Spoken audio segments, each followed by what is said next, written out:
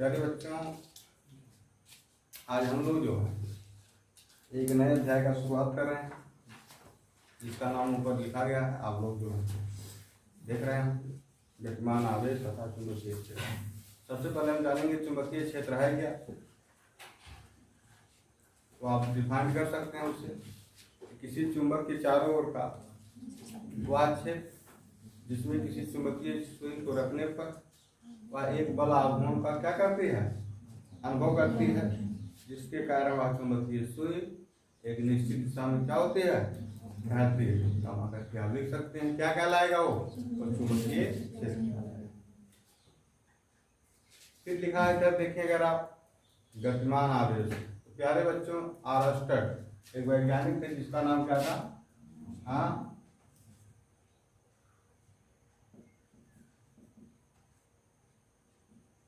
Armstrong.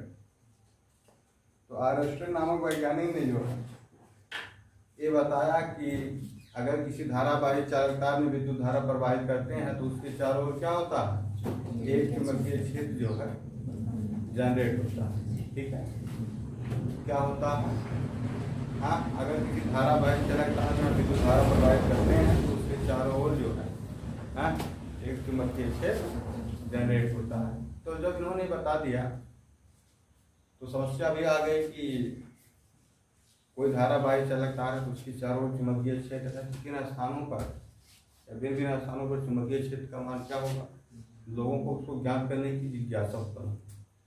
उसमें जो है बायो और सेवर्स नामक दो वैज्ञानिक थे जो कि फ्रांस के रहने वाले थे। उन लोगों ने धारावाही चालकतार लिया और नाना प्रकार के प्रयोग किए। उन प्रयोगों के निष्कर्षों के आधार पर उन्होंने बताया किसी धारावाही चालकतार के किसी भाग के द्वारा, मैंने पूरे चालकतार के द्वारा उन्होंने बताया, उन्होंने बताया कि उसके किसी भाग के द्वारा जो उत्पन्न चुंबकीय क्षेत्र होता है वह निम्न कारकों पर निर्भर करता है। और उस आधार पर उन्होंने बताया कि डेल्टा बी जो उस लघुवायु के कारण चुंबकीय क्षेत्र है वो अनुप्रमानुपाती होता है आई डेल्टा एल साइन थीटा बटे क्या, बटे आर स्क्वायर। अगर मैं इसको थोड़ा आपको बताऊं तो सपोज कीजिए आपका क्या हो गया, ए लघुवायु डेल्टा एल हो गया। सपोज कीजिए इसका मतलब ओ है, यहाँ से कुछ दूरी पर एक बिंदु है जिसका नाम पी है और इस बिंदु पर ही क्या करना है, हमें मान लीजिए चुंबकीय क्षेत्र की गणना करना है। किसके कारण, इस धारावाही चालकतार के कारण जिसमें आई धारा का प्रवाह हो रहा है। सपोज कीजिए इस बिंदु से इस बिंदु ओ से बिंदु पी की जो दूरी है क्या है, इसमें आर है। तो आपने देखा कि यहाँ पर जो चुंबकीय क्षेत्र डेल्टा बी है, चुंबकीय क्षेत्र डेल्टा बी है, तो क्या हो रहा है, इसका नाम क्या है, ये आपका जो है धारावाही क्या है, चालकतार है। ओके, तो आप क्या देख रहे हो यहाँ से कि जो चुंबकीय क्षेत्र वहां पर क्रिएट हुआ है वह चालक में प्रवाहित धारा क्या है, समानुपाती है। वह उस चालक के लघु अवयव के लंबाई की क्या है, अनुक्रमानुपाती है। वह उस लघु अवयव के बिंदु ओ से बिंदु पी को मिलाने वाली रेखा के बीच के दूरी के वर्ग के क्या है, व्युत्क्रमानुपाती है। और आप ये भी साथ ही साथ देख रहे हैं कि यह लघु अवयव तथा बिंदु ओ को बीच से मिलाने वाली रेखा के बीच के जो कोण थीटा मान लीजिए है उसके जा के भी क्या है, अनुक्रमानुपाती है। तो प्यारे बच्चों, यही क्या है, यही बारहवें का नियम, यही क्या है, यही बारहवें का नियम कहलाता है। बारहवें के नियम के नाम से जानते हैं। फिर उसके बाद अगर हम अनुक्रमानुपाती चिन्ह हटाते हैं तो जानते हो क्या होगा, किसी नियतांक से गुणा करते हैं तो मानते हो जीरो पान क्या है 4 यहाँ पर ही दिया जाता है आई डेल्टा एल साइन थीटा बटे क्या आर स्क्वायर। जहां में जीरो को क्या कहते हैं, में जीरो को निर्वात की क्या कहते हैं, चुंबक शीलता कहते हैं। क्या कहते हैं प्यारे बच्चों, में जीरो को निर्वात की चुंबक शीलता कहते हैं। और इसका जो मान होता है म्यू जीरो का वो होता है 4 पाई गुणे 10 के पावर -7 न्यूटन प्रति एम्पियर। ये आपका इसका जो है मान हो गया।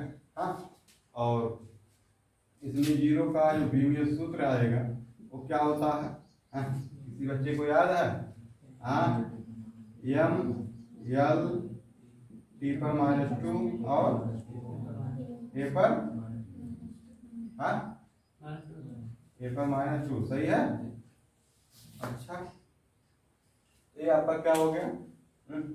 बी में शुरू हो गया। प्यारे बच्चों, आप ये भी जानते हैं कि जो चुंबकीय क्षेत्र होता वह कौन सी राशि होती है? वह जो बेटा एक सदिश राशि होती है। क्या होती है?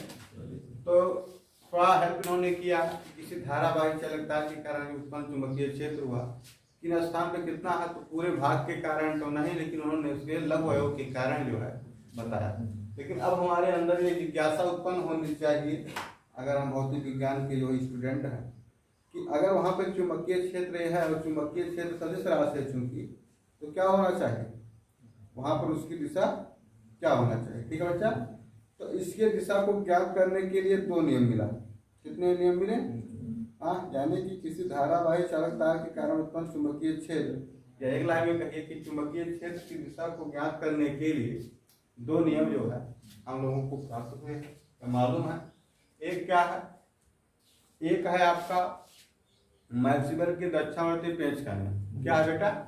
मैक्सवेल के दक्षिणावर्ती पेंच का नियम। और दूसरा है दाएं हाथ के हथेली का नियम नंबर 1। ठीक है, यानी दाएं हाथ के हथेली के नियम नंबर 1 से भी जो है आप किसी स्थान पे उत्पन्न चुंबकीय क्षेत्र का मान जो है, उत्पन्न चुंबकीय क्षेत्र की दिशा जो है बता सकते हैं कि वहां पर चुंबकीय क्षेत्र की दिशा क्या होगा। या फिर आप मैक्सवेल के दक्षिणावर्ती पेंच के नियम की सहायता से आप ये बता सकते हैं कि उत्पन्न चुंबकीय क्षेत्र की दिशा वहां पर क्या होगी। बात क्लियर ना?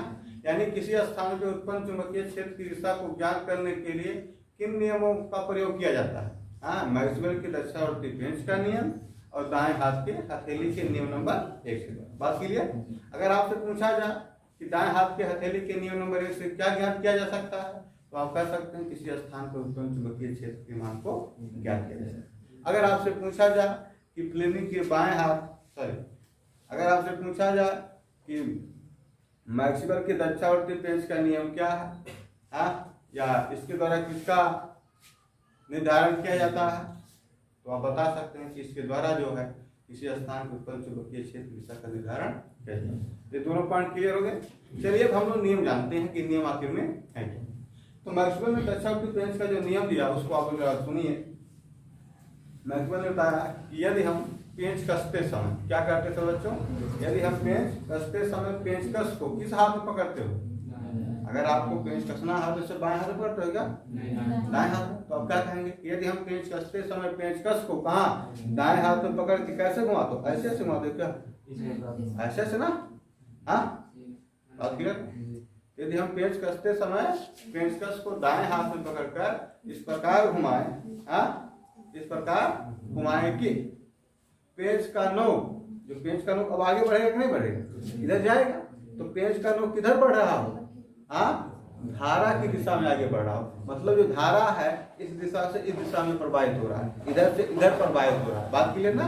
इस पर घुमाएं कि क्या हो रहा है बेटा?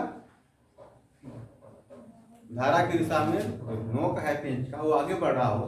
तो पेंच को कसने के लिए अंगूठा जिस दिशा में देखो घूम रहा है वही क्या होगी? वही चुंबकीय क्षेत्र की दिशा होगी। यानी इस स्थान पर अगर देखें, अगर इधर धारा की दिशा है तो चुंबकीय क्षेत्र की दिशा इधर होगी। बात क्लियर? तो ये था आपके मैक्सवेल के दक्षिणावर्ती पेंच का नियम। ठीक, समझ आया? क्या कहोगे? यदि हम पेंच कसते समय पेंचकस को दाएं हाथ में पकड़कर इस प्रकार घुमाएं कि पेंच का नोक धारा की दिशा में आगे बढ़े, तो पेंच को कसने के लिए अंगूठे को जिस दिशा में चलाया जाता है वही किसको प्रदर्शित करता है? वही चुंबकीय क्षेत्र को प्रदर्शित करता है। वही किसको प्रदर्शित करता है? वही चुंबकीय क्षेत्र को प्रदर्शित करता है। अब चलिए हम लोग जो है दाएं हाथ के हथेली का नियम नंबर 1 देख लेते हैं। इसका फर्स्ट नियम देख लेते हैं। दाएं हाथ के हथेली का पहला नियम देख लेते हैं। तो हम लोग क्या कहेंगे? यदि हम अपने दाएं हाथ के पंजे को इस प्रकार उठाएं, ठीक है, कि मैंने पंजा और अंगूठा परस्पर क्या हो? लंबोत। ठीक है, दिखाई दे रहा है? हाँ, सबको दिखाई दे रहा है?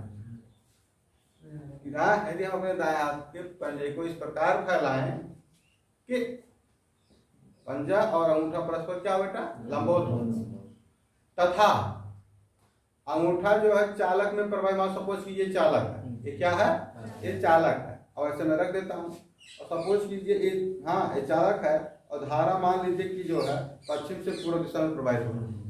बात क्लियर? तो मैंने क्या कहा कि यदि हमने दाएं हाथ के पंजे को इस प्रकार फैलाएं कि पंजा खुला हो, और जो अंगूठा है वो चालक में प्रवाहित धारा की दिशा को प्रदर्शित कर रहा है। किसको प्रदर्शित कर रहा है? चालक में प्रवाहित धारा की दिशा को प्रदर्शित कर रहा है।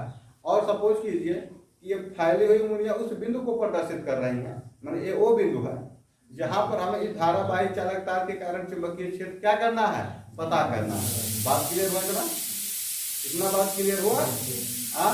ये जो अपने पंजे के प्रकार फैला रहे हैं कि अंगूठा उंगलियां परस्पर लंबवत है, और जो अंगूठा है वो चालक में प्रवाहित धारा की दिशा को प्रदर्शित कर रहा है।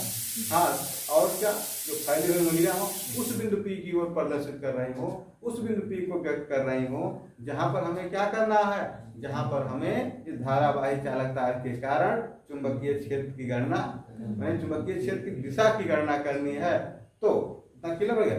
तो हथेली के लंबवत, हथेली से धक्का देने की जो दिशा होगी, अब लंबवत धक्का कैसे दे, ऐसे दे जाता है, ऐसे देंगे ना? हाँ, तो इस बिंदु P पर जो चुंबकीय क्षेत्र की दिशा होगी लंबवत दिशा माने ऊपर की ओर, माने यहाँ पर जो चुंबकीय क्षेत्र की दिशा होगी किधर होगा बेटा, ऊर्ध्वाधर ऊपर की ओर। बात क्लियर ना? यानी अगर धारा पश्चिम से पूर्व दिशा में बह रहा है, और सपोज कीजिए यहाँ पर आपको चुंबकीय क्षेत्र की दिशा पता करना है, तो यहाँ पर जो चुंबकीय क्षेत्र की दिशा होगा ऊर्ध्वाधर ऊपर की ओर होगी। लेकिन अभी एक तार में धारा बदल जाए, पूर्व से पश्चिम हो जाए, तो इसी बिंदु पर चुंबकीय क्षेत्र की दिशा ऊर्ध्वाधर दिशा में लेकिन नीचे की ओर हो जाए।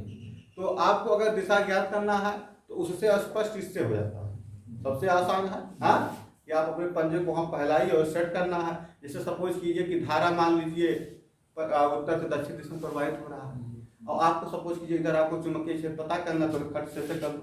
हाँ, कर लिए, धारा इधर जा रहा है, यहाँ पर करना है, यहाँ पर चुंबकीय क्षेत्र किधर होगा, ऊपर की ओर होगा। सपोज कीजिए आपको इधर करना है, और धारा सपोज कीजिए कि क्या उत्तर से दक्षिण तरफ प्रवाहित हो रहा है, यहाँ पर पता करना है, तो क्या होगा, हाँ ऊपर की ओर होगा। लेकिन सपोज ये धारा इधर ही है और चुंबकीय क्षेत्र आपको यहाँ पता करना है, तो उधर नीचे की ओर, देखो यहाँ ऊपर की ओर था, इधर नीचे की ओर, माने अगर तार के उधर ऊपर की ओर है तो तार किधर क्या होगा, नीचे की ओर होगा। बात क्लियर? हाँ, तो बेटा ये थे आपके बायो-सेवर्ट के नियम। आपने देखा कि बायो-सेवर्ट का नियम क्या है, फिर आपने देखा कि जो उन्होंने नियम बताया चुंबकीय क्षेत्र का मान बताने के लिए प्रयोग किया, और चूंकि चुंबकीय जो क्षेत्र होता है वे सदिश राशि होती है, तो उसका दिशा भी पता करना था। तो इसके लिए दो लोगों ने, दो महारथी ने नियम बनाया था। एक है आपका फिल्म के मैक्सवेल की रचना और के पेंच का नियम, उसको भी आपने सुना, और साथ ही साथ आपने दाएं हाथ की हथेली के नियम नंबर 1 को भी देखा। ठीक है, तो आशा करते हैं हमारी वीडियो आपको समझ में आई होगी, इसलिए आप लोग उसको शेयर कीजिए, लाइक कीजिए, और अगर अभी तक आपने हमारे चैनल RM PCM क्लासेस को सब्सक्राइब नहीं किया है तो सब्सक्राइब कीजिए। धन्यवाद।